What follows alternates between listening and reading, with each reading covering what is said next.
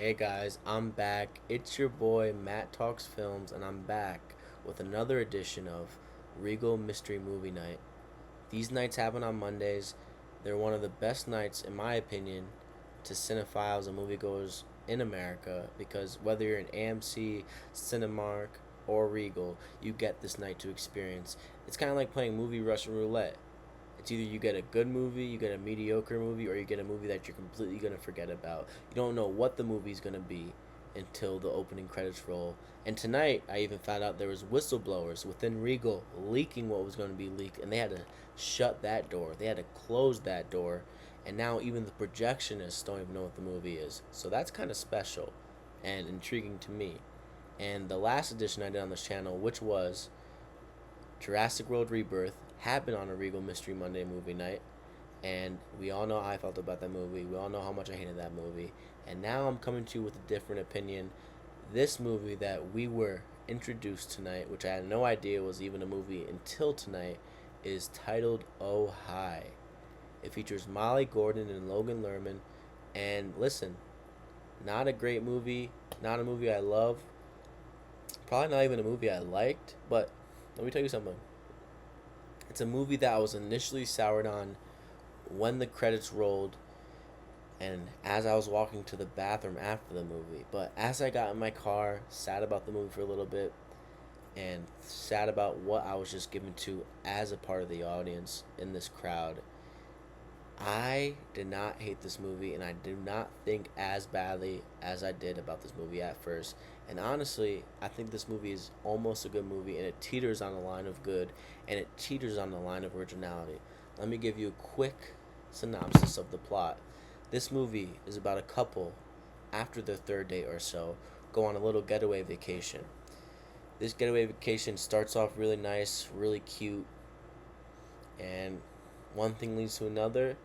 This couple gets into a little risky sex experience, and during that sex experience and after that sex experience concludes, a little too much honesty is shared about where the relationship is going and where it is at, which leads to one of the participants in this sex experience and within this couple to be tied up, quote unquote, for the rest of the weekend. And from there on, the rest of the story unfolds, and what we get, despite it not being good, is a fun and somewhat entertaining and fulfilling watch, despite me not loving it.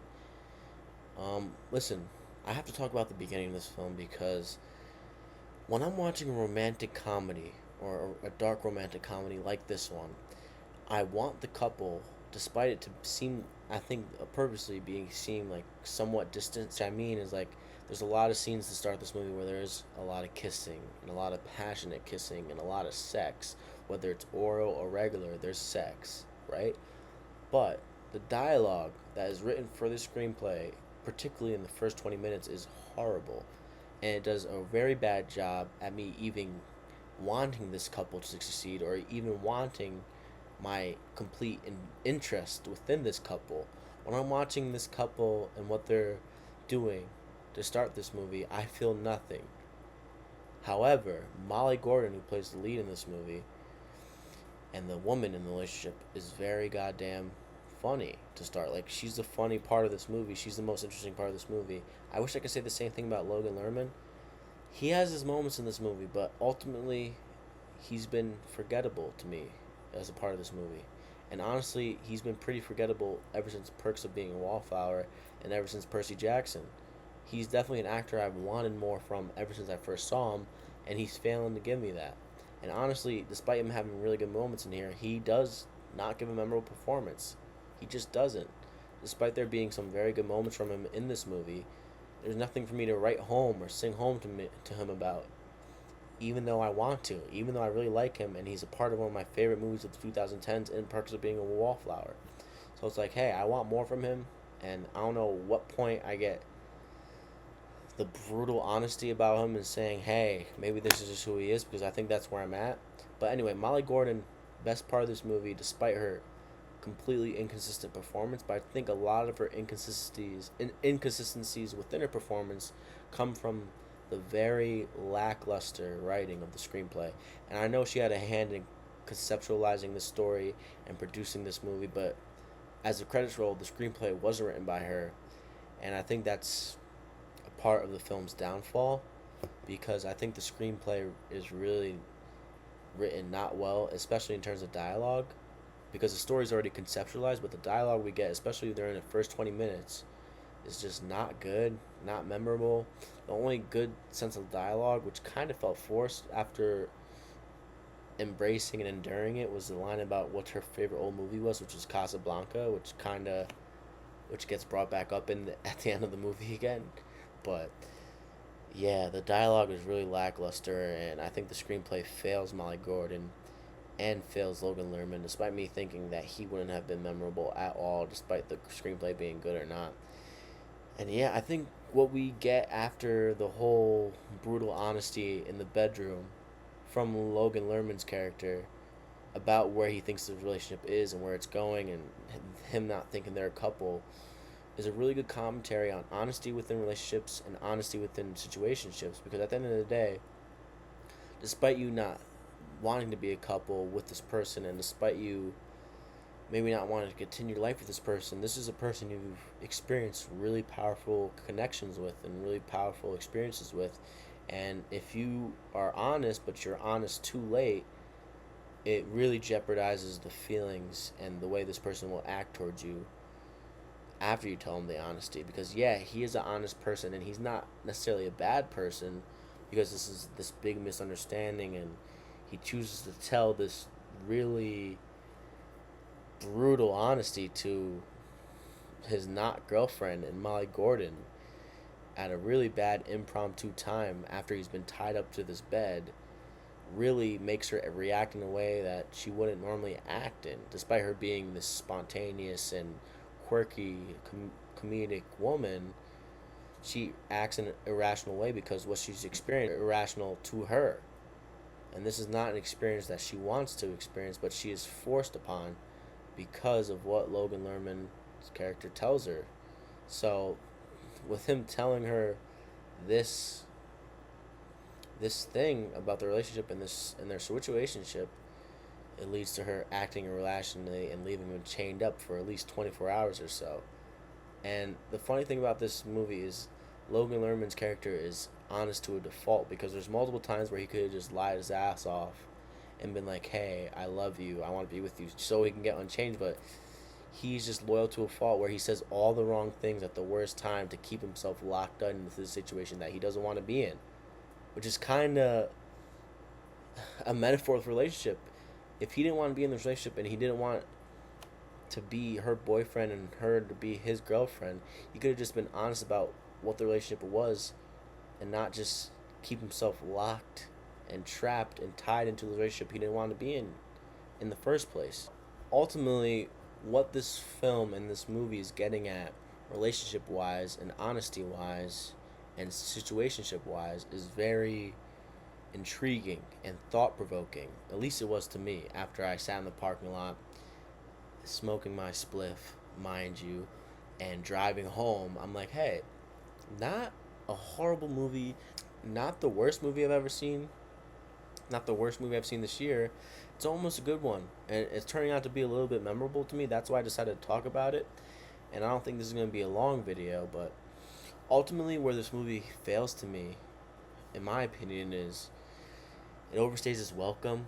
The comedic aspect of this film starts to run dry, even though I think Kenny, who is Max's boyfriend, who is Molly Gordon's character's best friend, who end up showing up, Kenny is really funny at times, but even his comedic prowess overstays his welcome. I think the screenplay, as I said earlier, lets down what is ultimately a really interesting conceptualized story about relationships and honesty. And I think the dialogue written is very underwhelming and honestly teetering on the line of bad. And I do think obviously the obvious and immediate inspiration you think of when watching this movie is Misery, despite it not being as brutal and harrowing as that movie is at times. It is an inspiration, clearly, And I don't know what other movie this movie reminds me of so much, but I am reminded of a movie when I see this movie, so I can't completely say this movie is original, despite it having original feelings towards it. It teeters on the line of originality and unoriginality, and it honestly moves a little towards unoriginality to me, rather than originality, which at times it does feel like. So honestly, I think a lot of the things in this movie touches on is interesting, and a lot of the cute little metaphors, whether we're introduced to oh high falls, and then at the end of the movie it says high falls, and however you want to spin these metaphors and these little cute things they do with this movie, you can spin it into. And I just want to say, not a good movie, not a great movie, not a bad movie, not a mediocre movie, but somehow it falls in the category of almost good movie and almost memorable enough, and it is worth talking about. Despite me not thinking it's a great movie or a good movie, I would recommend it because I think a lot of people will like it. As I saw on Letterboxd and other sites like Rotten Tomatoes, people are liking this movie, and I can see why, despite it not totally being my thing and it not totally being executed in the right way. I would recommend it because it makes you think about relationships you are going to be in the future or you've been in the past where you'd be like, hey, I should have just been upfront and honest about the situation instead of it spiraling into a relationship that you don't want it to be, and it spirals into a situation you don't want to be in, which ultimately Logan Lerman does. Despite him having every way out, he is honest to a fault, and he is honest too late, despite it ultimately working out some way in the end. And listen, it's a movie that's kind of growing on me, despite it not being good in my opinion. Don't be surprised if this movie moves up a little bit on my ranking systems on Letterboxd in the future. It's between the 20 and 25 range because honestly, in the 20 to 25 range, there's not many good movies. Like, this is a 2.5 out of 5 for me. So the 20 through 25 range is teetering on bad, but it's not horrible. It's almost good. So that's the range it's in. I'd give this movie a 2.5 out of 5, a 55/60 in terms of out of 100. Molly Gordon reminds me of a certain someone who might have been the star of Bottoms and Shiva Baby.